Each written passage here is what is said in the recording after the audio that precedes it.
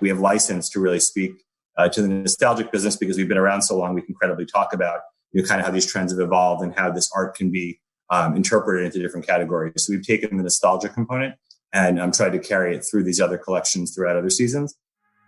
This is the Safari.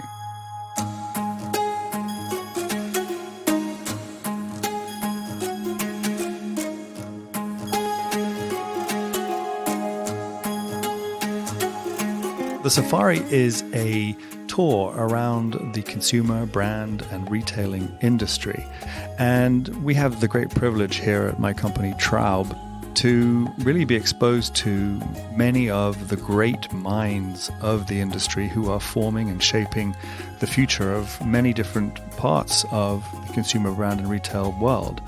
And I felt it was quite interesting for us to be able to not only learn from all of those people as we do every day, but memorialize it into a podcast, which could then be shared with many of our friends and clients and you, obviously, the listener.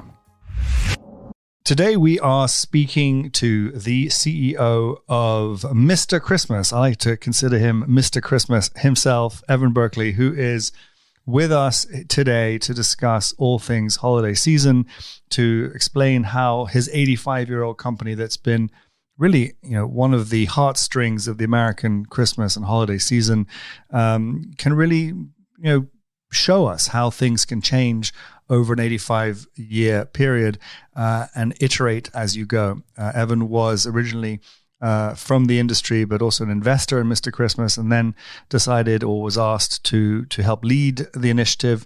And it's my pleasure to have him here today and celebrate Mr. Christmas together.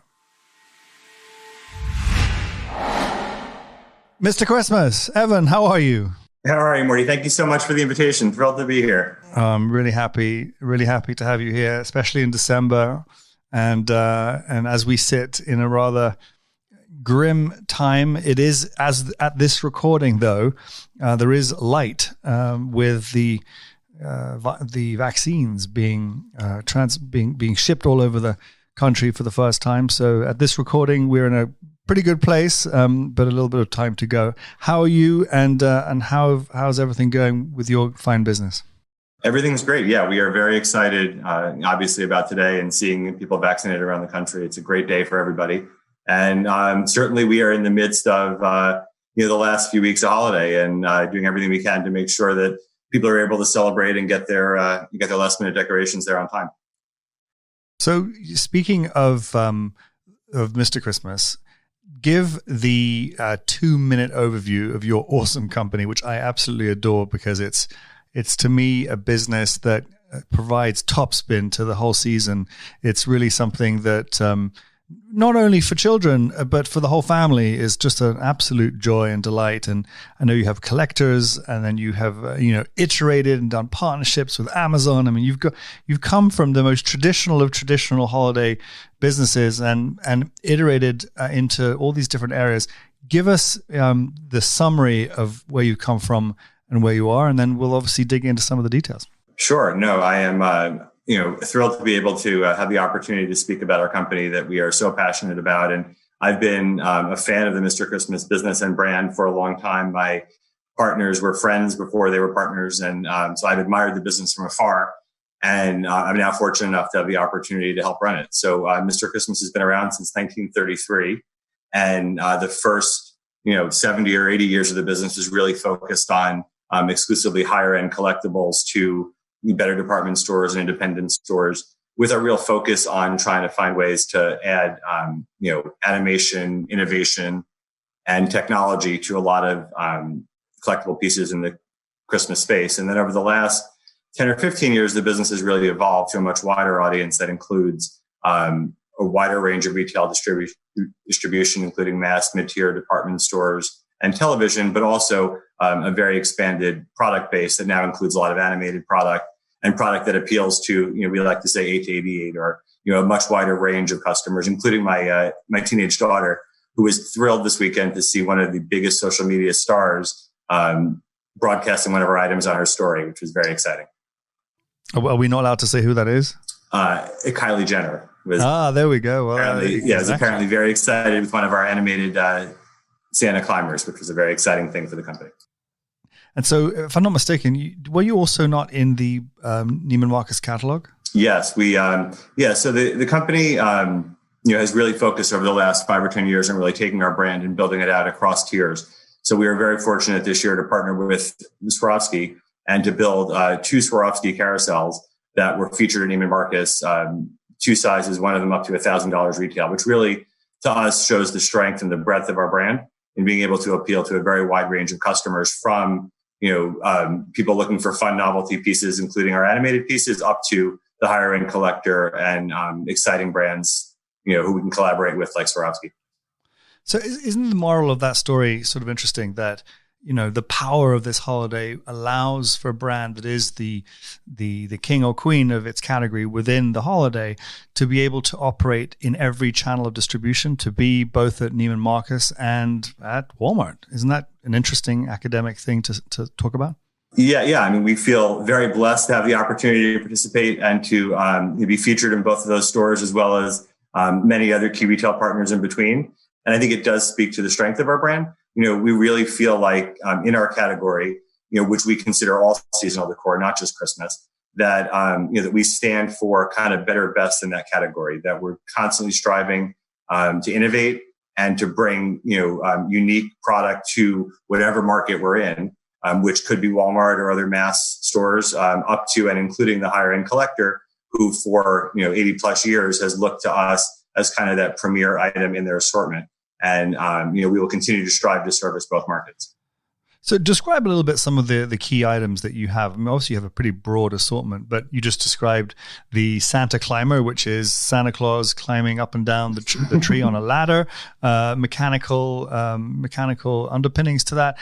Can you sort of elaborate? I mean, I know there are music boxes. Talk a little bit about sort of some of your hero products and some of the extensions. Sure. So the company tends to focus on better decor items, right? So that could be anything from something with animation, lights, sounds, any other technology, presence activation, up to and including a lot of ceramics, and nostalgia is a big piece of our business. We also have an outdoor component focusing on taking some of our better decor items and bringing them outside the home. We launched a ceramic tabletop business this year with great excitement, and one that we're continuing to build out. And we also, have launched several other brands now that the Mr. Christmas, halo of brands has been established. We've established Mr. Halloween, Mr. Cottontail for Easter, and several others, trying to expand on our core concepts and key items throughout the year. Yeah, and presumably distribution. I mean, you know the buyers within these different groups, then you can show them something else. So elaborate a little bit on what you do for Halloween and for Easter and et cetera. Yeah, so we've really looked at trying to take items that are really proprietary to Mr. Christmas, either through patents that we own or technologies that we feel like we utilize more effectively than others in the category, and then thought about how to take something that works in one season and translate it to others. And some works better than others. There are some that are naturals, and there are some where the hand or the design element that it takes to do Christmas really well, which is something we've done for a long time, takes a while to kind of learn in these other categories. So nostalgia, as an example, is one that we feel like we kind of own, that we have license to really speak to the nostalgic business, because we've been around so long. We can credibly talk about kind of how these trends have evolved and how this art can be interpreted into different categories. So we've taken the nostalgia component and tried to carry it through these other collections throughout other seasons. And then there are things like our animated climber that once Santa's climbing up a ladder, as long as you can figure out a way to make it look right, then there's no reason why a ghost or a goblin or maybe even a bunny can't climb up a ladder. Yeah. So the nostalgia thing, I think, is so important, and we often talk about this here at Traub. This notion that the businesses that we focus on are the ones that have earned their brand equity over decades versus purchased it over years, right? So you can buy brand equity by advertising and raising venture capital, or you can have it in the collective subconscious of the consumer because of 85 years of repeating the same thing well over and over again, and reputation being repetition, as we all know. And so talk a little bit about the power of that brand, because, at first glance, people might say it's Mr. Christmas, fine, but it's what one does with a name, right? So you have been around for so long, And it's allowed you to flex that sort of IP muscle, that partnership muscle, to bring that brand, Mr. Christmas, which you would think is just the word Christmas with the word Mr. But when you put them together and you have 85 years behind it, it means a whole lot more than those two words. So talk a bit about the partnerships that you've done over the years, Amazon being one of them. I'm sure there are a few others that we can touch on that would not have been possible without that nostalgic history that you bring to the table. Yeah. So, we really feel like, having been in this business for 85 years and serving as kind of that better, best piece within people's assortments, both the retailer's assortments and, hopefully the home consumer, that we've established some credibility in the category. And that gives us the license or right to kind of strategically think about how to expand and build out the brand. And that's what we've been embarking on over the last few years. I think, to the extent that we have literally millions of people that have collected our products over the years, and for whom our item becomes that item they pass down from generation to generation, I think has new customers looking at our brand a little bit differently, recognizing that this is the special piece they used to love, that they used to see at their mother's or grandmother's home, and then coming out and looking for new versions of our pieces. But I also think that, the technology that we've continued to embed in our pieces kind of creates this continual process of people looking to go back and update their version of their favorite item with new lights or new technology or something about it that makes it feel unique and special. And, as far as our brand effort to really speak to the consumer, it's really a relatively new endeavor for us to speak directly to the consumer over the past few years. Up until that point, we've been speaking to the consumer through, cards we'd put in boxes asking for feedback. And, through television, we've had a lot of branded programming on television, but we haven't really been reaching out to the consumer or engaging with them. Over the past few years, we've started to do that a little more and have found that even with our own website, that just putting it out there and standing it up created an opportunity, an entry point for customers to reach out to us, let us know what they were thinking and looking for, and obviously engaging with our product and our brand more directly. And how old is your e-commerce business? This is our second season. Oh, that's great. But we launched in 2018 with no fanfare, no marketing efforts at all. Literally, we put a site up at the end of November just to kind of see what would happen. And we had 150,000 sessions the first month without any SEO, SEM, any real in-house understanding about what to do with this site other than we wanted to engage with consumers.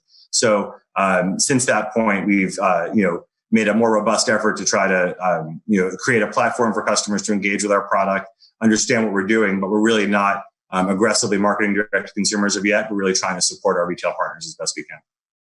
So you just talked about your second season. Seasons for you are very different than they are for the rest of us in the consumer industry. For those who are listening who are used to, literally seasons that change products every 6 months, maybe every 3 months in some areas of the industry, you are planning, obviously a year out. Give a little flavor for what it's like to be in such a seasonal business to those who are not used to it. Yeah, so it's certainly a challenge. I mean, as I think you said earlier, I came from the fashion industry where, things were happening a lot faster, that, it was a lot easier to impact, a business and, the calendar was significantly shorter. Here, we're working on next Christmas and in many cases finalizing next Christmas as we speak before this Christmas has even happened.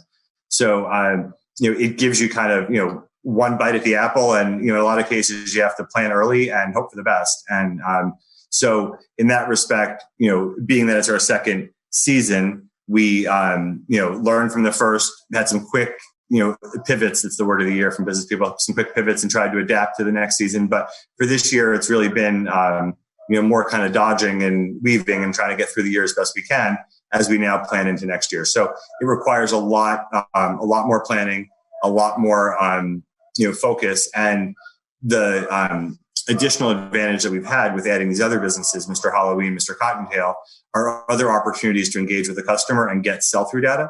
One of the big differences in this business and many others is by the time we have our real sell-through data, for this holiday, we've already finished planning. We've certainly finished product development. And in most cases, we finished planning for even next holiday. So as best we can, getting items out into store in different seasons and learning what the customer likes and testing different concepts will potentially help us think about ways to do more continuous product development. And presumably from a B2B perspective, as you're talking to your retail partners, you have to be one of a small handful of companies that truly help them add some topspin to the whole season because of the way you can merchandise the whole store and have multiple environments where you can be displayed or double exposed or maybe triple exposed across the store. How do they use you, to bring life to their stores, one, and two, have you seen, given the state of the world mid-pandemic, that they have leaned on you more, or maybe is it the same as before? To answer your question, yes, that's certainly the plan and hope. I mean, I think that, in general, I mean, if you think about, retail in general, and you're obviously a great student of the retail business, you go into a department store or a mall and visiting Santa Claus was kind of the first experiential retail moment, right? So I think that as that, becomes a bigger and bigger focus for retailers in trying to find ways to create excitement in departments and draw people in, we believe that, the Christmas department or seasonal in general is a great opportunity to do that. And specifically that our products that tend to evoke emotion, have sounds, lights, music, draw attention, are those, staple core anchor items that these stores can be using to continue to drive traffic and create excitement in departments. We, over the last couple of years, have really, as we've, kind of focused our brand message and story and started to really think about how to leverage that brand and market that brand, we've created much more impactful retail presentations in store than we had in years past. And we're seeing the benefit of it in increased sell-through and we hope increased store presence. So certainly in general, we're excited about that and think it's a great opportunity. Specifically as it relates to this year, as this has been a very unique and hopefully one, that we don't go through again for a long, long time. But as opposed to other departments and industries where people were constantly pivoting throughout this year, as I said before, we really feel like we were just kind of dodging bullets. And in a lot of cases, these stores had to make decisions prior to or at the very beginning of the pandemic, and then kind of hope for the best given the calendar, the production cycle and the calendar that these seasonal departments tend to be operated under. So in that respect, a lot of these decisions were made early, and we've been the beneficiary of these stores betting on people wanting to celebrate and having the opportunity in the back half of the year to be in stores and to be able to decorate their homes, which fortunately we've been able to do. We'll be right back. I want to take a second to explain to you why Traub is able to bring you the safari. We pride ourselves in being at the very center of a very global, very complicated consumer and retail landscape. And in our travels, as we help think, manage, and expand businesses in many different channels and geographies, we're able to meet and learn from some of the great minds in this industry. And it's really wonderful to be able to bring them to you. And in doing so, I hope that you, the listener, will be able to learn a little bit more about what we do at Traub as well. Back to the safari. And so what is some of the feedback that you're hearing from, obviously the retailers, again, who are your historical touch point, I should say, to the consumer. Now you have a 2-year-old direct to consumer business. So you're seeing a lot of this yourself. You even spoke about the engagement from the first week. But what are you noticing, or what are some anecdotal bits of information that sort of can maybe shed a light on the psychology of the consumer today, if there are any things that jump to mind? Well, there's obviously been a lot of talk and a lot of articles about certainly in general how well home is done and home decor is done in general this year, but specifically the demand for seasonal decor and specifically Christmas and lights and trees and that they're in short supply. And I think a lot of that has to do with the fact that a lot of these decisions were made, these buying decisions were made in March and April when people were being, the retailers were being extra cautious. So certainly they cut back on the margins while, the demand has increased as people, want to make this holiday season as special as possible. So we're seeing increased demand and a decrease in supply, which is creating obviously very high sell-throughs. And from the onset, as soon as these departments were set, significant enthusiasm at retail. So we saw that in Halloween sales, which is actually really amazing because, as we know, Halloween wasn't celebrated nearly the way that it normally is. And Halloween sell-throughs were extremely strong. And then that's carried through to Christmas, where the sell-throughs have far exceeded last year and expectations. the collector, which I always find to be a really interesting consumer because there's an underlying passion that keeps on bringing them back every year, which obviously the holiday does anyway. The holiday keeps on coming back, but their enthusiasm for the collection of a new item presumably is an interesting part of the business, whether it's to create scenes underneath the tree or adjacent to it.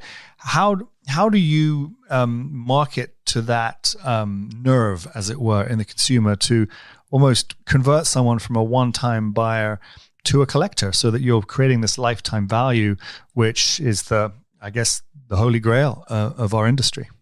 We certainly think that you're absolutely right, and that's a very, very big opportunity for companies like ours and for Mr. Christmas as we move forward. I think we've done it almost by accident over the years by having a series of collections where we would periodically introduce a new version or a new item without real strategy about the timing of those introductions and when to remove items from the market. But we have created this sense that customers are out looking for our latest carousel or our newest Ferris wheel or a piece to add to their nostalgic assortment. Over the last few years, we've been more strategic in our product introductions. And specifically as it relates back again to that nostalgia piece, we've been thinking about how the Mr. Christmas brand plays into items like, the village world where people collect these village items over and over again, or our nostalgic ceramics, which we think have become a real collectible. There was in the 60s and 70s, people used to make these nostalgic ceramic Christmas trees that they would make themselves, insert the lights themselves. And they're items that people really remember from their childhoods. And we introduced this concept 5 or 6 years ago with great success. And since then have launched new colors, sizes, variations on a theme over the last few years with strong success, and have started to think about how to start to remove or limit some of these items so they do become true collector's items. So as the CEO of a company that is, I would say by any measure, quite a treasure to those who care for it, right? And those who are the consumers that collect of it. How do you balance being a traditional collector's item business with all the nostalgia and all the things that go with that, and then trying to innovate to appeal to a younger, more digitally savvy customer? And, I was very impressed last year when you did an Alexa Christmas tree branded as you. And but then again, you must have had a decision whereby you're like, okay, look, we can't just keep on doing the same old thing. We have to appeal to the new, but at the risk of potentially upsetting the old guard. So how do you make these decisions about being relevant yet staying nostalgic and old school? I think that you give us too much credit for saying that we're doing it strategically. It might be a little bit of throwing a bunch of stuff up against the wall and seeing what sticks. But I think that what really excites us as a company is that we do sit kind of at the crossroads of a lot of these things within the seasonal world. And I think that we do feel that our understanding of technology and how best to utilize it in the seasonal decor space is a significant advantage, and one that we continue to leverage. Our product development and engineers are best in class and have a real understanding about how to take technology and embed it into these items in unique and different ways. So that partnership with Alexa and Amazon, as you referenced, was a great example of an opportunity they saw to create a specific type of Alexa-enabled Christmas tree, and not seeing a lot of other people in the space that they felt comfortable enough could execute it. So, we do that for several key retail partners, where we do private label product, where we leverage our technology.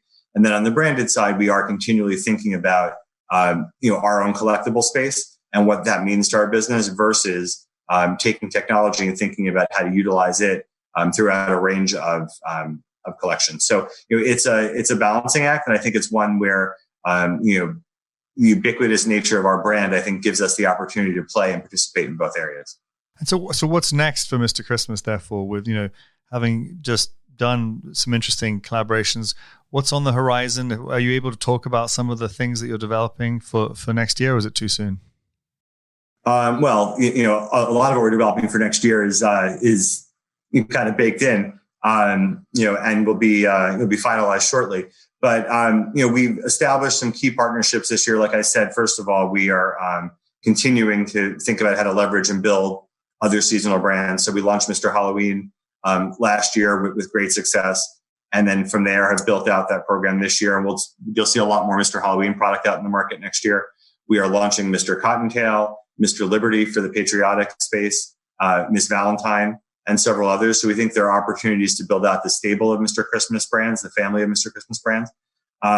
We are also working with key license partners where we're licensing out the Mr. Christmas brand because we have found that we think that the brand stands for, it's like a good housekeeping seal of approval for Christmas, right? So we think that there are product categories where we're not going to be able to produce them for our key retail partners. We don't understand the market. We don't have the right sourcing or manufacturing, but where we think our brand makes sense, where we think that our nostalgic art or some of our key collectible icons or elements would translate into other categories, whether it's socks and hosiery or bedding or bath or even food. We're excited about the food gift business. So we're looking at and have signed several key partnerships in that space. And then we're also going to look for other key collaboration partners like Swarovski, where we can leverage some of our IP, our patents, our proprietary items, combined with other existing brands out there that we think are relevant and make sense as partnerships and collaborations. And so how do you see licensing as a mechanism? I mean, I've always felt that licensing is an incredible way to entangle with, as one of my old friends, Michael Stone on this podcast reminded us, entangle with the consumer. And I know you have some wizards on your shoulder helping you with licensing, old friends of ours, a mutual friend of ours. I think it's an incredible opportunity for any brand to be able to, think outside of just the royalty stream, but think out about how to actually be in front of consumers. It's like free marketing in a way. In fact, you're being paid to have marketing done. Is there a leaning in of that? You mentioned food. I mean, how extensive do you think licensing could be? Yeah, I mean, when we look at the landscape, there are very few categories that don't have a seasonal and specifically Christmas component. So every category you think of, obviously, certainly now if you walk a store, there are no departments that don't have a seasonal component. So the question is, most of them are private label, and does our brand make sense in the category? Would it add value? Do our the core components of our brand, be it the art we use, the icons we lean on, the patents we have, do they add value in that category? Do they make sense? Do they translate? And then are there retail partners where we're strongest and where we want our brand to be amplified, partners that, are important to that category and would make sense. So we've been approached by a wide range of companies, which for me really validates the value of our brand and gets us more and more excited about what we can do with it. We have signed 5 licensing partnerships to date and have several more that are in the process of being negotiated.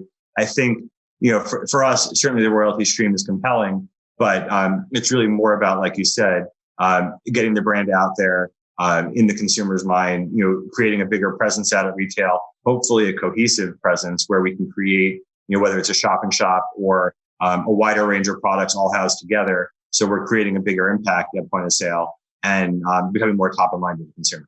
So as we reach the top of our time together, we always end on a positive note. And as you are Mr. Christmas, and it is Christmas time, why don't you give us the last word on things that you're keen for, excited about, retail in general, life in general? The last word is yours. Well, I mean, listen, first and foremost, obviously, we all hope that people are able to celebrate together this holiday. And we all wish everybody a happy and healthy 2021 and hopefully being able to sit here this time next year and talk solely about business without, the cloud that's been hanging over all of our shoulders and heads this year.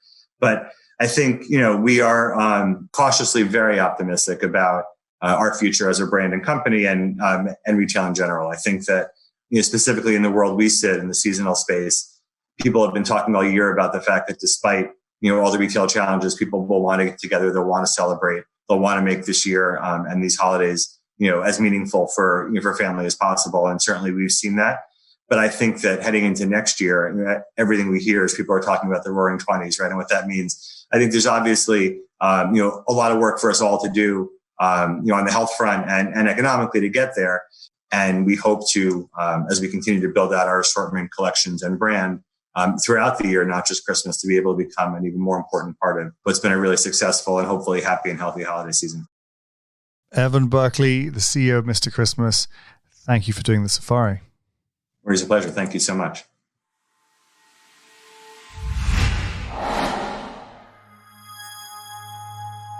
If you want to learn a little bit more about Traub, you can go to traub.io, where you'll learn a lot about everything that we do. If you're enjoying the safari, please do share it with your friends and colleagues within the industry. And please also don't forget to subscribe and like it. Until next time.